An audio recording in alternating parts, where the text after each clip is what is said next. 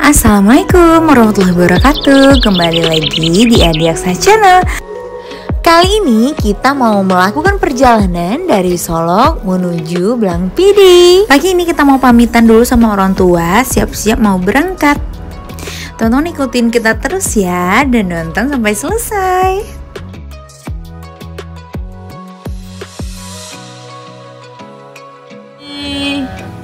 Dah. Nenek. Dadah nenek. Di trip sebelumnya membutuhkan waktu 20 hingga 24 jam. Tapi karena kali ini kita bawa baby, untuk malam harinya sepertinya kita harus cari penginapan atau hotel. Bisa jadi 3 hari kita baru sampai di Blangpidi Aceh. Oke, kita mulai perjalanan. Bismillahirrahmanirrahim. Semoga kita selamat sampai tujuan. Kita mampir dulu di SPBU, kita mau isi BBM.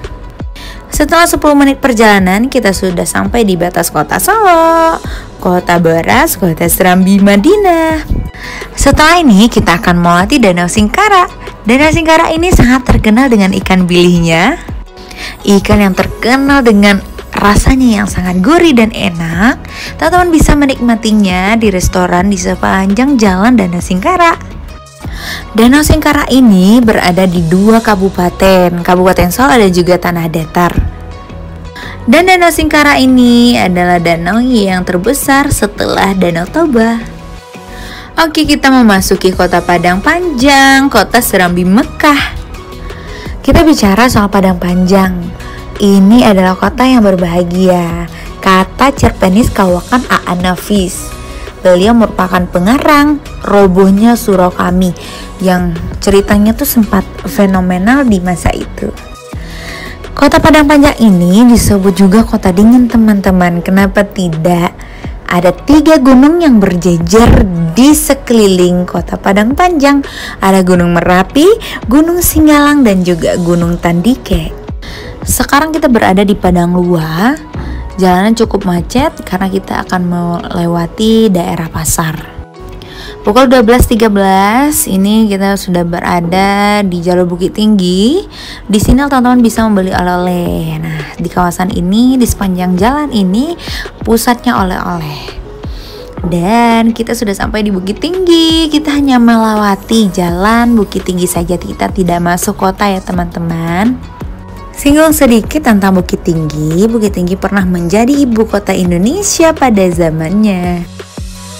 Sekarang kita melakukan perjalanan menuju Pasaman. Nanti kita akan melewati Bonjol, Panti, dan juga Lubuk Sikaping. Kita mau rekomendasiin untuk pemanas ASI ini teman-teman. Ini berguna banget untuk mami-mami yang lagi menyusui dan susunya dingin lah ya kan, karena pumping ya. Nah, untuk penghangatnya bisa digunakan ini. Oke, kita sudah sampai di perbatasan Pasaman.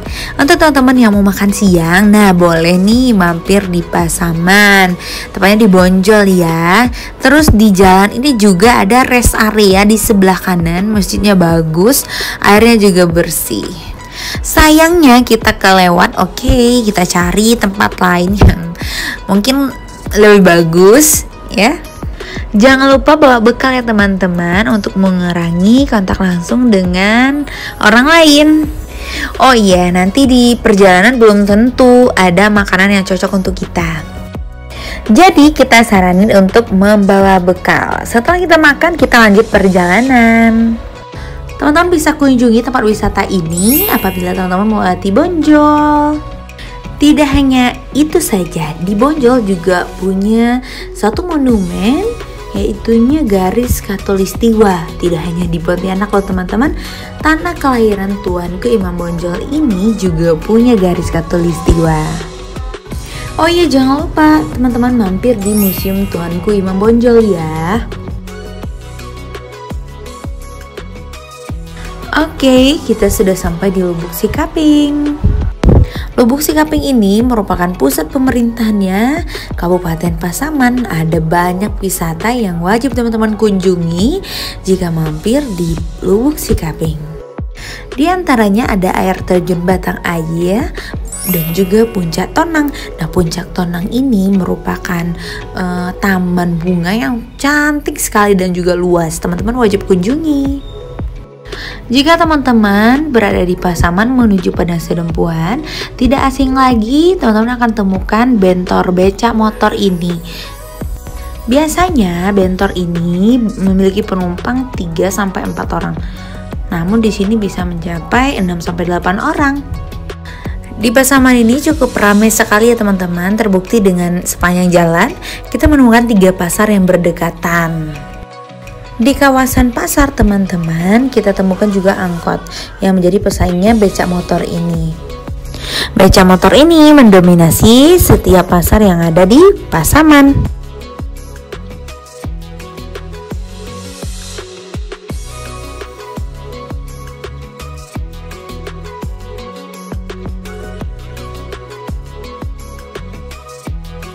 Kita mau siap-siap, kita mau cari SPBU. Ini sudah menunjukkan jam 4:30, waktunya Babiza mandi. Kira-kira mandinya gimana ya? Oke, ini parkirannya besar sekali, kita berhenti di sini saja.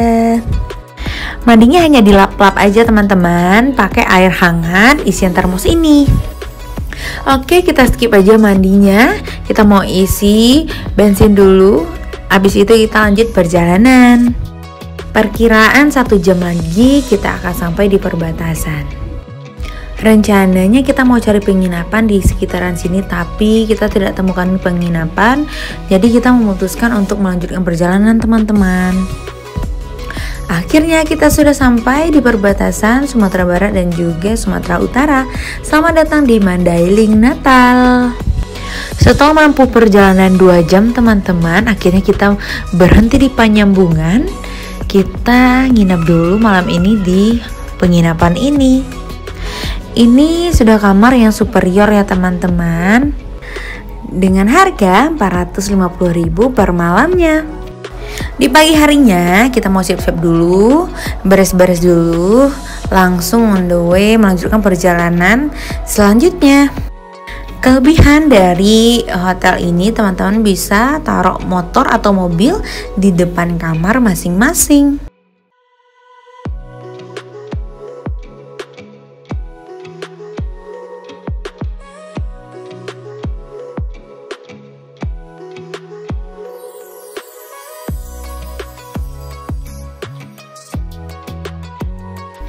Yuk kita siap-siap dulu untuk melanjutkan perjalanan.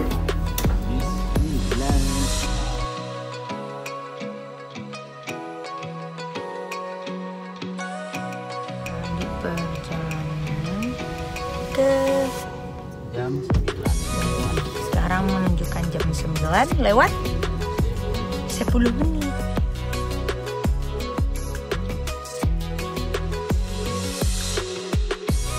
Panyambungan ini merupakan ibu kota pemerintahannya Mandailing Natal.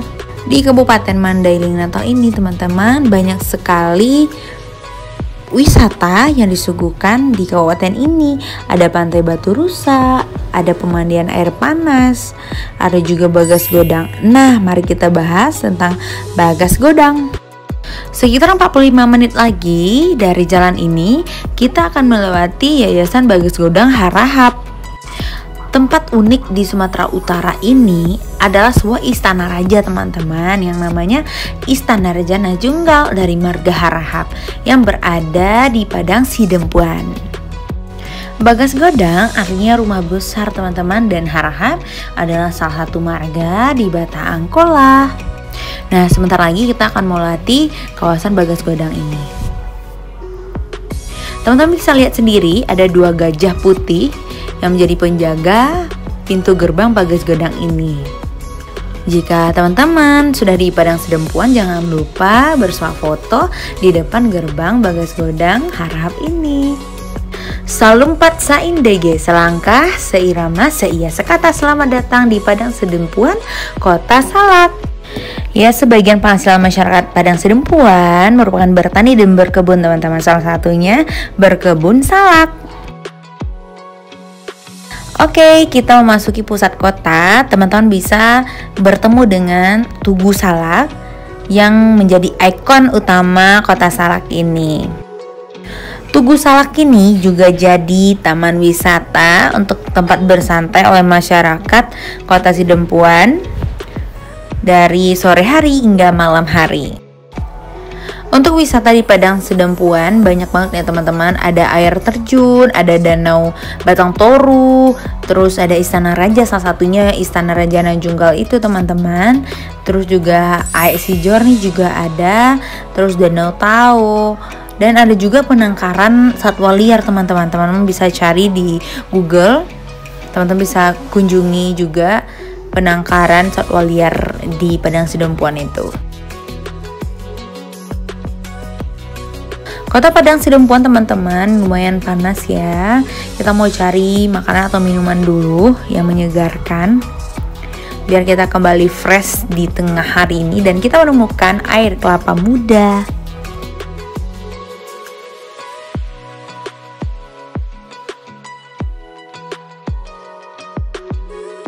Setelah ini kita akan melewati desa Persalakan. Di sepanjang desa ini banyak sekali masyarakat yang menjual salak di depan rumahnya. Nah, di desa ini teman-teman bisa memetik salak langsung ke kebunnya. Oke, kita skip, kita tutup tentang Padang Sidempuan. Kita memasuki kota ikan. Sekarang kita mau mampir dulu di supermarket. Kita mau beli perlengkapan sebelum kita cari penginapan. Seperti sebelumnya, kita mau cari penginapan yang bisa parkir di lantai 1. Terus kamarnya juga lantai 1 biar mudah angkat barangnya Bebiza. Setelah kita sampai di tengah-tengah kota, ternyata di Pandan ada penginapan seperti rumah kontrakan, bagus, nyaman, bisa parkir di depan kamar. Nah, buat teman-teman yang mungkin honeymoon atau menikmati suasana pantai, kita rekomendasikan ada di Pandan. Hotelnya bagus, tepi pantai, bisa jadi referensi teman-teman. Sore ini kita mau keliling dulu, mau lihat suasana Sibolga. Kita berada di Tugu Ikan, maskotnya kota Sibolga.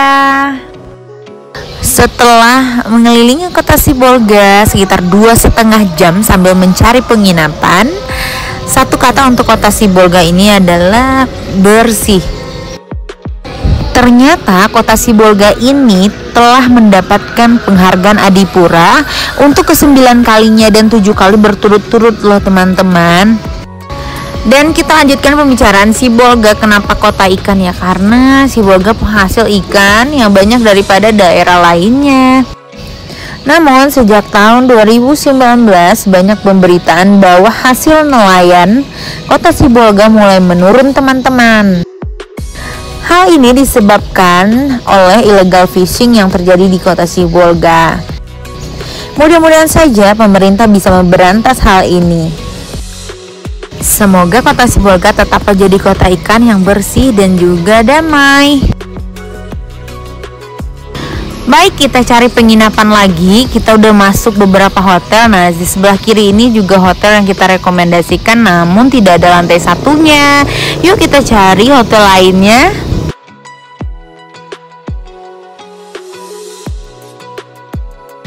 Tujuan yang kita maksud persis di depan mata. Kita memutuskan untuk berhenti di hotel ini. Yuk mari kita check-in dulu.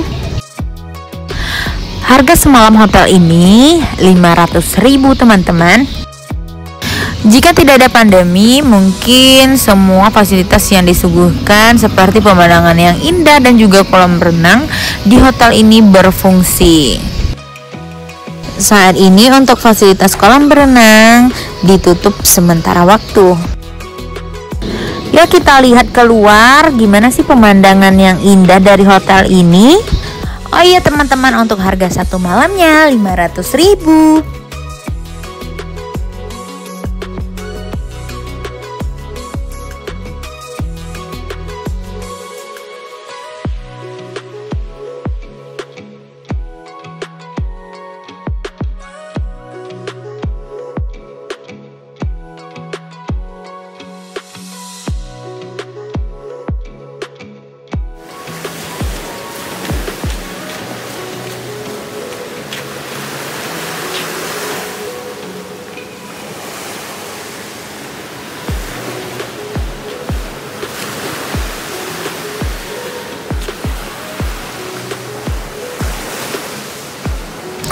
Indah bukan? Yuk kita lanjutkan perjalanan.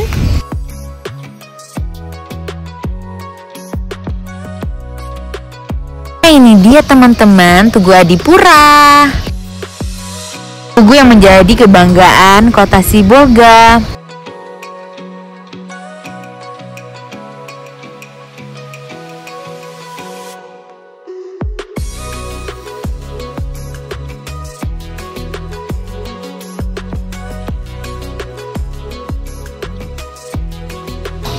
Oke teman-teman, kita sudah berada di tepi Kota Sibolga. Kita mau lanjut perjalanan, namun sebelumnya kita harus mampir dulu Indomaret ini. Kita mau belanja dulu teman-teman, karena setelah ini tidak ada Indomaret.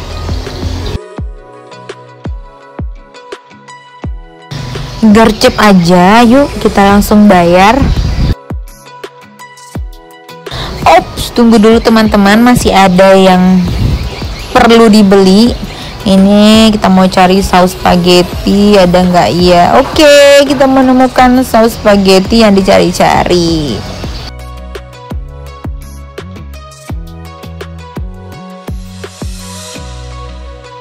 Selesai. Oke, kita lanjut. Nah teman-teman, tetap perhatikan protokol kesehatan ya. Jangan lupa untuk pakai hand sanitizer.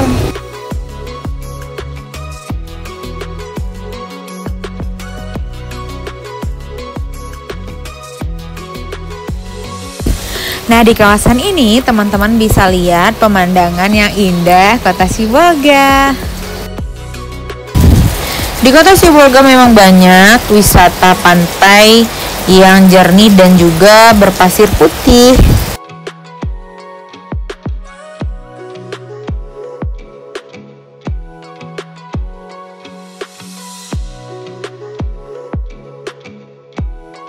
Oke, kita lanjut perjalanan teman-teman. Kita sudah berjalan sekitar 2,5 jam. Kita akan melewati perbatasan antara Sumatera Utara dengan Aceh.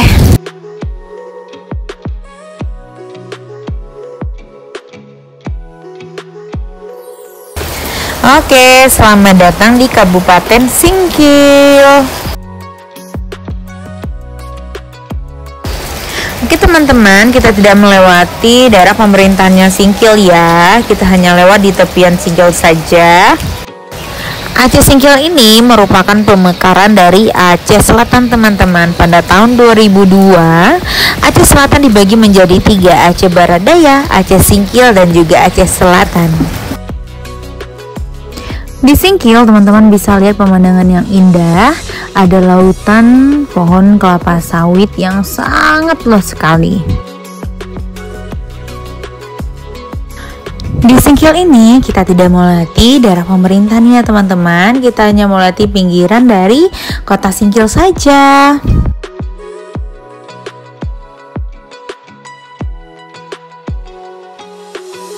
Setelah 1 jam kita menuju Sabulu Salam. Kita mau mampir dulu, makan siang dulu. Kita makan siangnya di tepi jalan aja teman-teman. Kita beli makanannya di rumah makan nasi Padang, terus kita makannya di mobil.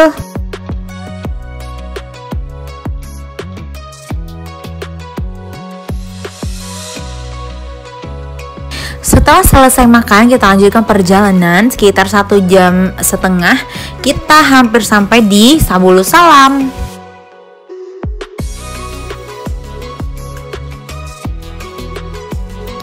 Oke, kita sudah sampai di perbatasan Sabulu Salam. Di Sabulu Salam sendiri teman-teman ada satu tempat wisata yang cukup menarik sekali untuk wisatawan. Ada ekowisata Lae Soraya. Bisa dibilang ini hutan lindung. Di sana tuh ada koleksi flora dan fauna teman-teman. Nah, untuk bisa melihat keindahan hutan ini, teman-teman bisa memakai perahu untuk menyusuri setiap jalan di hutan ini. Dan juga buat teman-teman yang hobi memancing, nah disinilah tempatnya memancing sambil menikmati pesona keindahan wisata ini.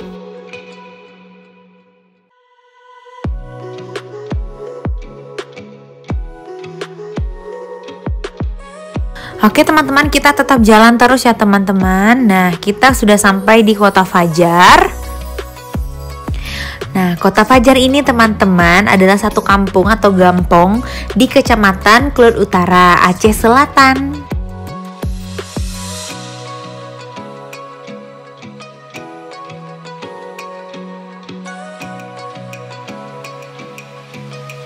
Oke, kita sudah sampai di Tapak Tuan, pusat pemerintahan Aceh Selatan. Nah, Tapak Tuan ini juga disebut dengan Kota Naga dan juga sering disebut dengan Palu. Terkadang di beberapa tempat alam ini menyimpan misteri teman-teman. Begitulah dia Tapak Tuan teman-teman. Ada legenda yang tersimpan di Tapak Tuan. Sebutan itu berasal dari legenda Putri Naga dan juga Tuan Tapak. Kisah ini tentang 2 ekor naga yang diusir dari negeri Tiongkok karena tidak memiliki keturunan. Lalu sepasang naga ini pun tinggal di sebuah teluk bernama Teluk Tuan Tapa. Tak sengaja 2 naga tersebut menemukan seorang bayi yang terapung di tengah lautan. Mereka pun merawat bayi tersebut dengan penuh kasih sayang. Suatu ketika datanglah sebuah kapal dari kerajaan Asranolaka dari India, di mana raja melihat gadis cantik. Raja yakin bahwa itulah putrinya yang hilang dulu hanya di bawah air laut. Raja ingin meminta putrinya kembali kepada sepasang naga tersebut. Karena naga tidak mau, maka pertarungan pun dimulai. Oh iya, si naga ini mengajak Tuan Tapa bertarung teman-teman. Nah, di tempat itu teman-teman, Tuan Tapa meninggalkan jejak kakinya yang ada sampai sekarang ini. Makanya teman-teman, daerah ini disebut dengan Tapak Tuan. Terus tongkat dan sorban beliau berubah menjadi batu berwarna hitam yang letaknya tidak jauh, sekitar beberapa ratus meter dari jejak kaki beliau. Naga pun kalah melawan Tuan Tapa. Setelah naga mati, naga betina pun geram teman-teman. Lalu naga betina membelah pulau menjadi 2 bagian. Nah, sekarang disebut dengan Pulau 2. Nah, bagian pecahan pulau yang besar juga menjadi amuk naga betina. Dia membelah pulau tersebut menjadi 99 pulau kecil. 99 pulau kecil itu teman-teman tersebar di Kabupaten Aceh Singkil sekarang. Dinamakan juga dengan Pulau Banyak. Oh ya, gimana putri raja tadi teman-teman? Nah, putri raja tadi setelah dikembalikan diberi nama Putri Naga. Dan Putri Naga dan keluarga diyakini menjadi asal-usul Tapak Tuan. Akhirnya setelah 3 hari 3 malam kita sudah sampai di Blangpidi, Kabupaten Aceh Barat Daya. Biasanya sering disebut dengan Abdia. Abdia ini merupakan pemekaran juga ya teman-teman dari Aceh Selatan. Abdia ini teman-teman sejak dulunya menjadi pusat perdagangan di pantai barat Aceh. Banyak sekali potensi yang bisa digali dan dikembangkan di Aceh Barat Daya ini. Karena memang posisinya yang merupakan paduan dari pantai Samudra Hindia dan juga bukit barisan yang sangat hijau.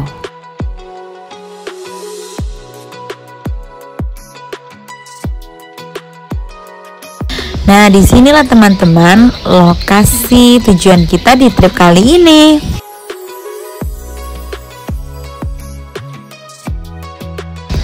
Terima kasih buat teman-teman yang udah nonton. Jangan lupa di like, komen, dan subscribe ya. Sampai ketemu di video selanjutnya.